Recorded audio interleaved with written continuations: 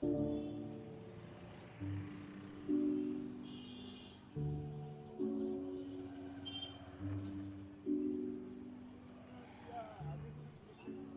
long ago, I was at a gas station around 5 o'clock in the morning. I had an early meeting up the road and, of course, had forgotten to get gas the night before. I was half awake, just waiting in line for a cup of coffee. Just one more face in that crowd of people trying to get their bearings and start the day. There was nothing remarkable or unusual about the place. The coffee pots were humming on the burners. Out by the pumps, a couple of those big tree trimming trucks idled under the flicker of the canopy light. Just a regular morning.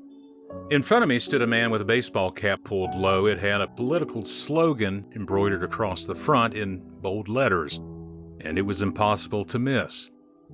Behind the counter, the cashier wore a shirt with his own slogan, one that pointed in the exact opposite direction. And standing there behind them, I realized that before either of them had even said good morning, the room already felt a lot more cramped. You could feel the assumptions forming in the silence, the quiet calculations, the immediate instinct to sort people into a category before they ever even open their mouths. And if I'm being completely honest, I caught myself doing it too. Quite a few of us seem to do it now.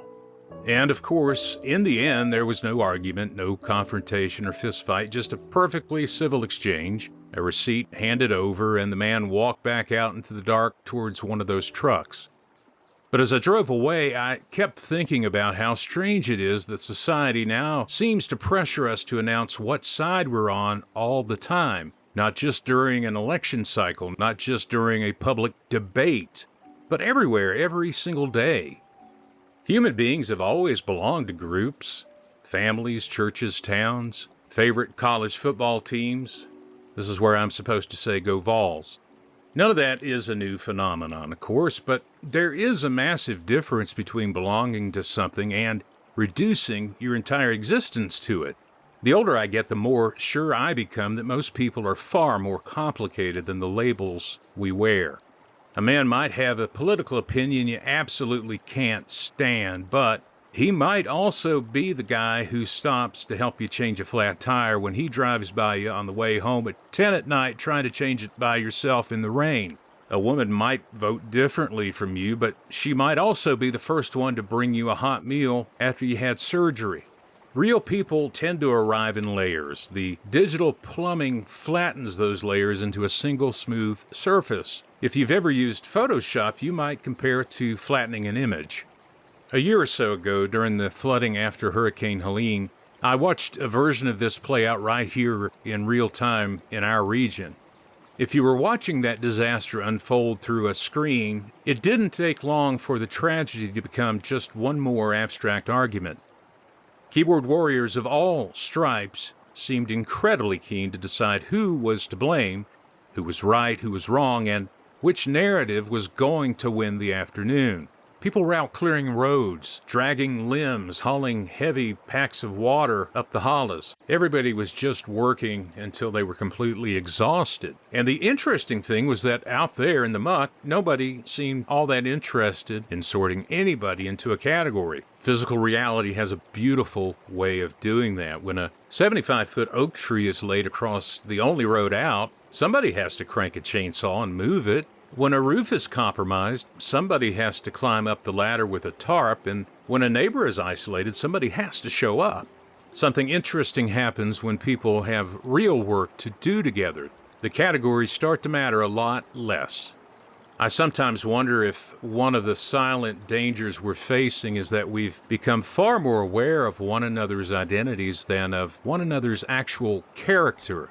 We know exactly what people think about some distant national or international issue. We know which side they support. We know which tribe they've joined behind that screen. But we often know very little about how they actually live their lives when the lights are off and the doors are closed. Whether they're generous, whether they're dependable, whether they tell the truth to their families, whether they show up when they're needed. Those qualities are incredibly hard to display behind a pane of glass. They have to be observed over time through person-to-person interaction, which means they require the one thing our modern culture frequently struggles to provide: patience.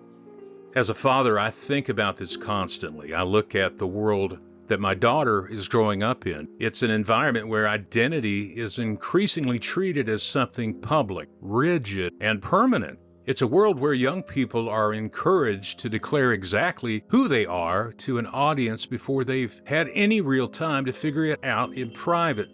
And I'm just not sure that's healthy. Not for children, not for adults, and certainly not for our communities.